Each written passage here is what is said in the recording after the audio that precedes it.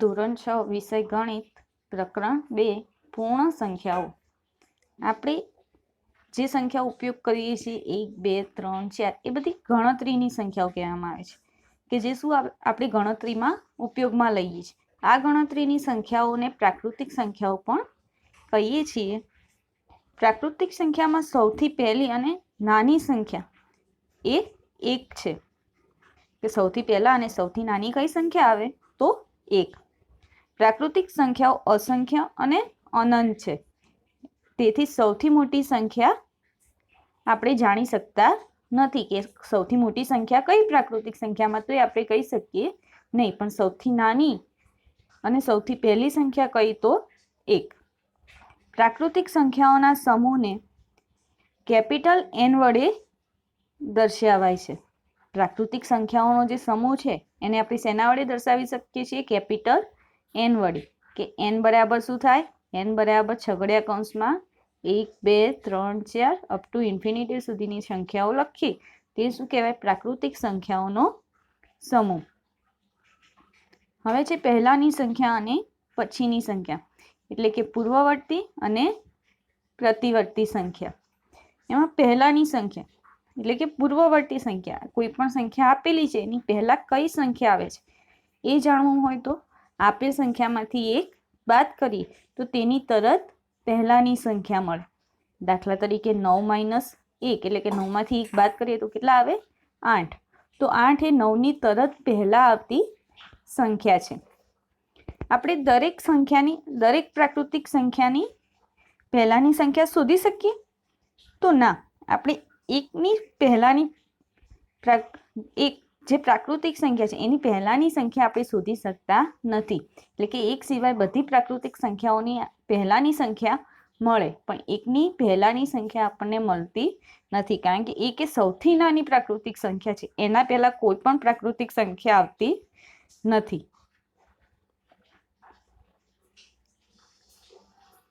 હવે છે પછીની સંખ્યા.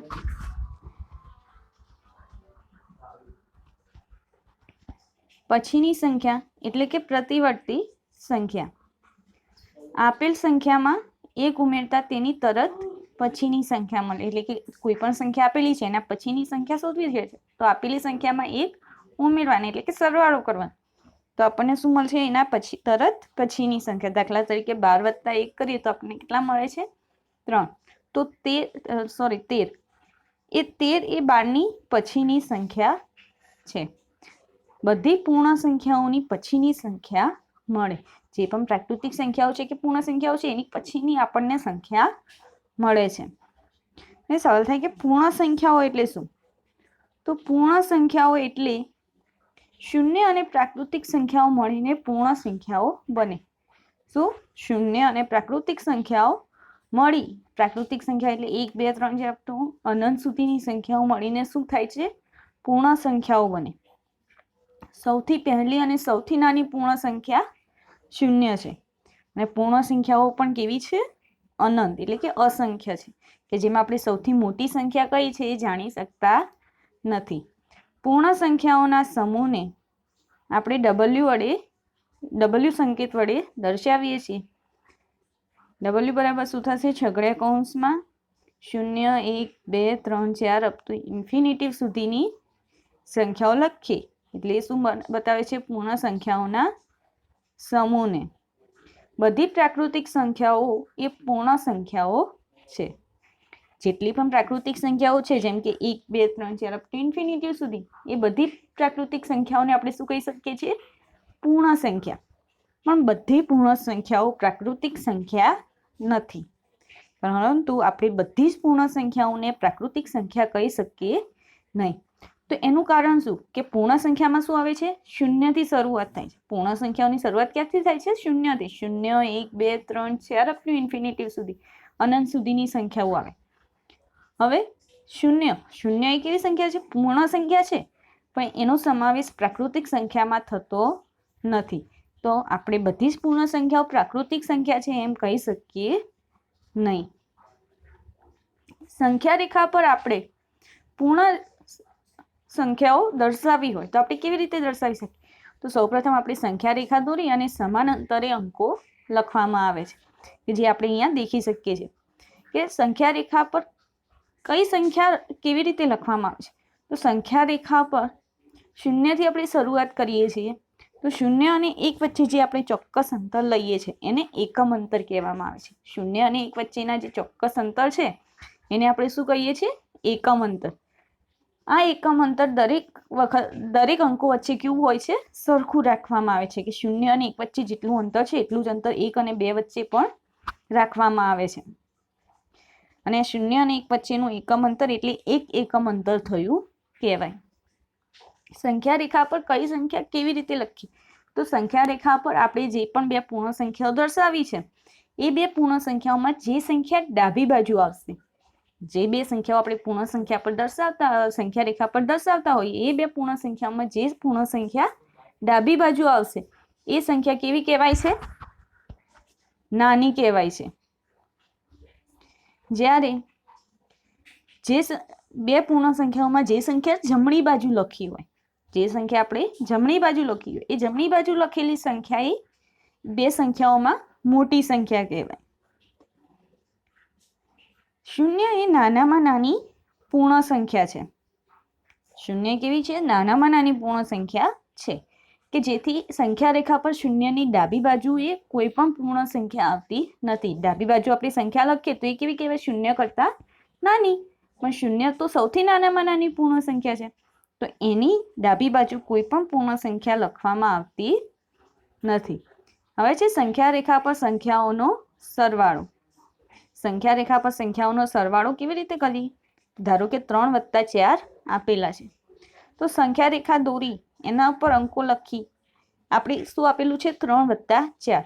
3 આપેલા, 3માં 4 ઉમેરવાના છે, તો 3 ઉપરથી શરૂઆત કરવાની અને જમણી બાજુ જવાનું. કઈ બાજુ જઈશું? સરવાળો કરવો છે તો જમણી બાજુ. 3 ઉપરથી શરૂઆત કરી જમણી બાજુ. કેટલા ઉમેરવાના છે? 4. તો એક એકમના 4 પગલા લેવાના. એક એકમના 4 એટલે કે 3 થી 4 એક એકમ, 4 થી 5 ફરી એક એકમ. એવા કેટલા પગલા લઈશું? 4. એટલે કે 3 થી 4, 4 થી 5, 5 થી 6, 6 થી 7. 4 પગલા થયા. આપણે કેટલા પર પહોંચ્યા? 7 ઉપર. તો 3 + 4 બરાબર કેટલા થશે? 7. હવે છે સંખ્યા રેખા ઉપર બાદબાકી.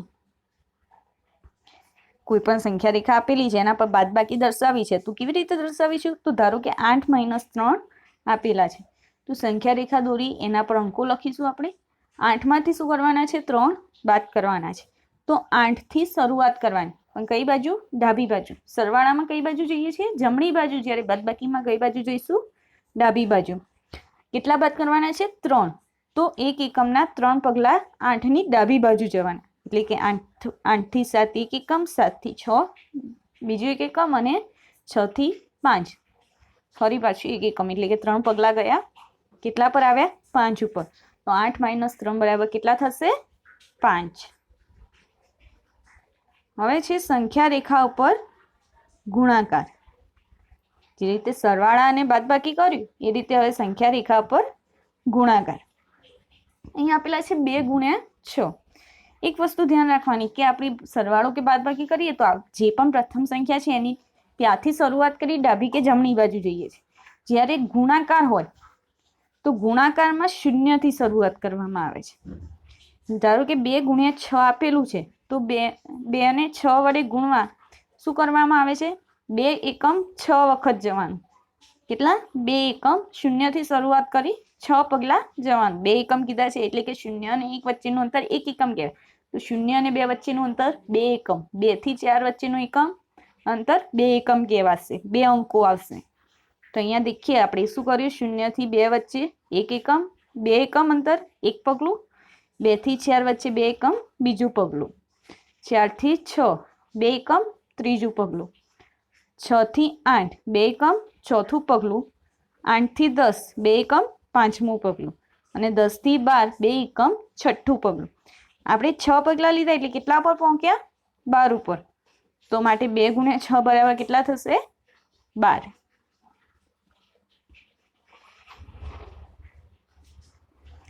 હવે છે સ્વાધ્યાય 2.1. એમાં દાખલા નંબર 1 કે 10,999 પછી તરત આવતી 3 પ્રાકૃતિક સંખ્યા લખો. એના પછી પણ કેવી તરત જ આવતી હોય એવી પ્રાકૃતિક સંખ્યાઓ લખવાની છે. પછી આવતી સંખ્યા શોધવી તો શું કરીએ છીએ? કોઈ પણ સંખ્યામાં એક ઉમેરી એટલે આપણને એના પછીની સંખ્યા મળે. તો 10,999 પછીની પ્રાકૃતિક સંખ્યા શોધવાની છે તો આપણે શું કરીશું? એક એમાં ઉમેરીશું. 10,999 એક ઉમેરી તો કેટલા મળે? 11,000. હવે 11,000 એક ઉમેરો એટલે 11,001 અને પછી 11,002 એટલે કે 11,000, 11,001 અને 11,002 એ 10,999 તરત પછી આવતી 3 પ્રાકૃતિક સંખ્યાઓ છે. દાખલા નંબર 2, 10,001 પહેલા તરત આવતી 3 સંખ્યાઓ લખો. 10,001 તરત પહેલા આવતી 3 પ્રાકૃતિક સંખ્યાઓ કઈ છે? તો 10,001 પહેલા આવતી છે શોધવી છે એટલે શું કરશું? બાદબાકી. 10,001 માંથી એક બાદ કરીએ એટલે શું આવશે? 10,000. 10,000 માંથી હજી એક બાદ કરીએ એટલે 9,999 અને એમાંથી એક બાદ કરીએ એટલે 9,998. તો 10,000, 9,999 અને 9,998 આ 3 સંખ્યાઓ 10,001 ની તરત પહેલા આવતી 3 પ્રાકૃતિક સંખ્યાઓ કે પૂર્ણ સંખ્યાઓ છે.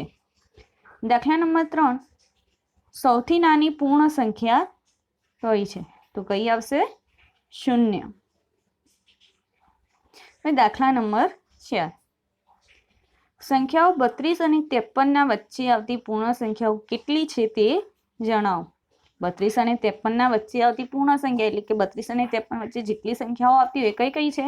તો 33, 34, 35, 36, 37, 38, 39 થી લઈને 51, 52 સુધીની સંખ્યાઓ એ કેવી છે? 32 અને 53 વચ્ચે આવતી પૂર્ણ સંખ્યાઓ. આપણે એમની ગણતરી કરીએ તો ટોટલ કેટલી સંખ્યાઓ થાય છે? 20 પૂર્ણ સંખ્યાઓ બને છે. 33 થી લઈને 52 સુધીની આપણી સંખ્યાઓ ગણીએ કેટલી થાય છે? ટોટલ 20. કુલ 20 સંખ્યા થાય છે એટલે કે 32 અને 53 વચ્ચે 20 પૂર્ણ સંખ્યાઓ આવે છે. હવે છે દાખલા નંબર 5, નીચે આપેલી સંખ્યાઓના પછી તરત આવતી સંખ્યા જણાવો. એમાં પહેલું છે તરત પછી આવતી સંખ્યા કીધી છે એટલે કે આપેલી સંખ્યામાં એક ઉમેરવાના. પહેલું છે 24,40,701. તો એના પછી આવતી સંખ્યા કઈ થશે? તો એમાં એક ઉમેરીએ તો કેટલા આવશે? 24,40,702. બીજું છે 1,01,99. તો એના પછી આવતી સંખ્યા કઈ થશે? 1,02,000. ત્રીજી સંખ્યા 10,99,999. તો એના તરત પછી આવતી સંખ્યા કઈ બનશે? તો એમાં એક ઉમેરો તો કેટલા આવશે? 11,00,000. હવે ચોથું 23,45,670. એના પછીની સંખ્યા કઈ આવશે? તો 23,45,671. દાખલા નંબર 6, નીચે આપેલી સંખ્યાની તરત પહેલાની સંખ્યા જણાવો. તરત પહેલાની સંખ્યા જણાવવાની છે મતલબ કે આપણે આપેલ સંખ્યામાંથી એક શું કરીશું? બાદ કરીશું. 94. તો કેટલા આવશે? એના પહેલાની સંખ્યા 94 - 1 તો કેટલા થશે? 93. 10,000. તો એના પહેલા આવતી સંખ્યા કઈ થશે? 9,999. 2,08,090. તો કઈ સંખ્યા આવશે તરત પહેલા? 2,08,089. 76,54,321. તો એના પહેલા આવતી સંખ્યા કઈ થશે? 76,54,320. દાખલા નંબર 7 છે, નીચે આપેલી સંખ્યાઓની જોડીમાંથી સંખ્યા રેખા પર કઈ સંખ્યા ડાબી બાજુ આવશે અને કઈ સંખ્યા જમણી બાજુ આવશે તે જણાવો તથા તેમની વચ્ચે કયા ચિહ્નો ઉપયોગ થશે તે પણ જણાવો. તો કઈ સંખ્યા કઈ બાજુ આવશે એ જણાવવાનું છે અને કયા ચિહ્નનો ઉપયોગ થશે તે પણ જણાવવાનું છે. તો પહેલું છે 530 અને 503. હવે આપણને એ ખબર છે કે જે સંખ્યા નાની હશે એ સંખ્યા રેખા પર કઈ બાજુ આવશે? ડાબી બાજુ, અને મોટી સંખ્યા જમણી બાજુ. તો આપેલ બે સંખ્યામાં કઈ સંખ્યા મોટી છે અને નાની? તો 503 એ 530 કરતાં કેવી છે? નાની સંખ્યા છે. આથી 503 એ 530 ની ડાબી બાજુ આવે, અને એમના વચ્ચે નિશાની કઈ આવે? તો 530 અને 503 લખીએ તો એમની વચ્ચે કઈ નિશાની આવશે? ગ્રેટર ધેનની નિશાની આવશે. બીજું છે 370 અને 307. 370 અને 307, તેમની વચ્ચે કઈ નિશાની આવશે? તો 307 એ 370 કરતાં કેવી છે? નાની બાજુ. તો સંખ્યા રેખા પર 307 એ 370 ની કઈ બાજુ આવશે? ડાબી બાજુ. 370 અને 307 ની વચ્ચે કઈ નિશાની મૂકીશું? તો ગ્રેટર ધેન. ત્રીજું 98,765 અને 56,789. તો બે સંખ્યામાં કઈ સંખ્યા નાની છે? તો 56,789 એ 98,765 કરતાં કેવી છે? નાની સંખ્યા છે. તો 56,789 એ 98,765 ની ડાબી બાજુ આવશે. 98,765 ગ્રેટર ધેન 56,789. દાખલા નંબર 4 શું છે? તો 98,30,415 અને 1,23,001. તો બંનેમાં નાની સંખ્યા કઈ છે? 98,30,415 એ 1,23,001 કરતાં નાની સંખ્યા છે. આથી 98,30,415 એ 1,23,001 ની ડાબી બાજુ આવશે, અને એમના વચ્ચે નિશાની કઈ છે? અહીંયા દેખીએ કે નાની સંખ્યા પહેલા આપેલી છે અને મોટી સંખ્યા પછી લખેલી છે કે 98,30,415, ને પછી આપણે લખ્યું છે 1,23,001. તો કઈ નિશાની મુકાશે? લેસ ધેનની નિશાની. દાખલા નંબર 8 નીચે આપેલા વાક્યોમાંથી કયું વાક્ય ખરું અને કયું વાક્ય ખોટું છે તે જણાવો. અહીં પહેલું છે શૂન્ય એ સૌથી નાની પ્રાકૃતિક સંખ્યા છે. શૂન્ય એ સૌથી નાની પ્રાકૃતિક સંખ્યા છે. આ વિધાન સાચું છે કે ખોટું? ખોટું.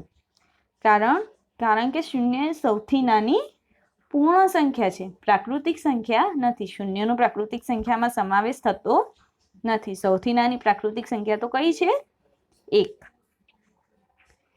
બીજું છે 400 એ સંખ્યા 399 ના પહેલા આવતી સંખ્યા છે. 400 એ સંખ્યા 399 ના પહેલા આવતી સંખ્યા છે. તો આપેલ વિધાન ખોટું છે. 400 એ 399 ના પછી આવતી સંખ્યા છે. 399 ની પહેલા શું આવશે? એમાંથી 1 ઓછા કરીએ એટલે 398. ત્રીજું સૌથી નાની પૂર્ણ સંખ્યા. શૂન્ય એ સૌથી નાની પૂર્ણ સંખ્યા છે. આપેલ વિધાન કેવું છે? સાચું. ચોથું 600 એ સંખ્યા 599 ના પછી આવતી સંખ્યા છે.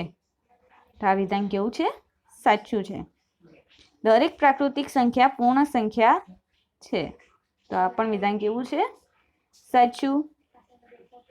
દરેક પૂર્ણ સંખ્યા પ્રાકૃતિક સંખ્યા છે.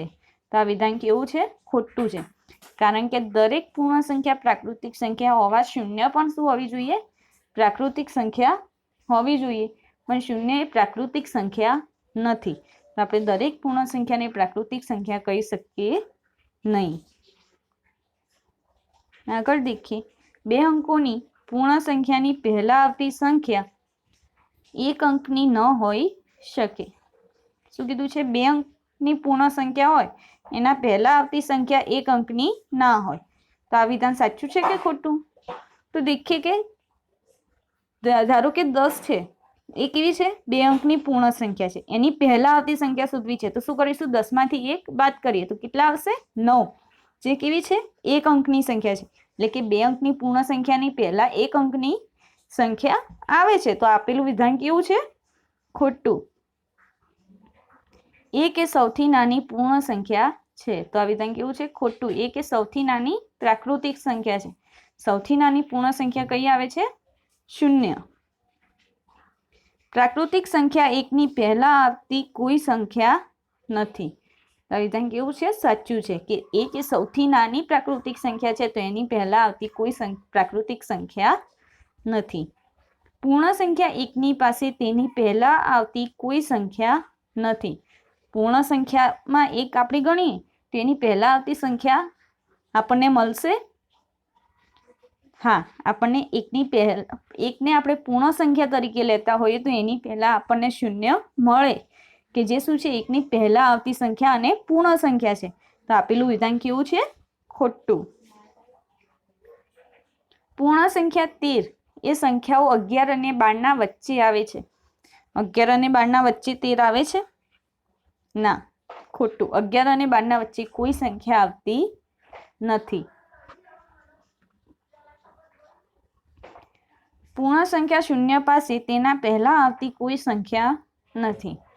પૂર્ણ સંખ્યામાં સૌથી નાની સંખ્યા 0 છે, તો એના પહેલા આવતી આપણને પૂર્ણ સંખ્યા મળશે નહીં. આપેલું વિધાન કેવું છે? સાચું.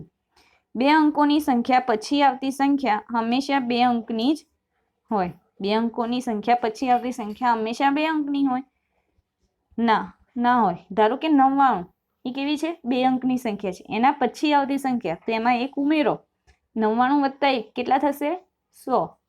જે કેટલા અંકની સંખ્યા છે? 3 અંકની. એટલે કે 2 અંકની સંખ્યા પછી આવતી સંખ્યા હંમેશા 2 અંકની જ હોય એ જરૂરી નથી. એટલે કે આપેલું વિધાન કેવું છે? ખોટું.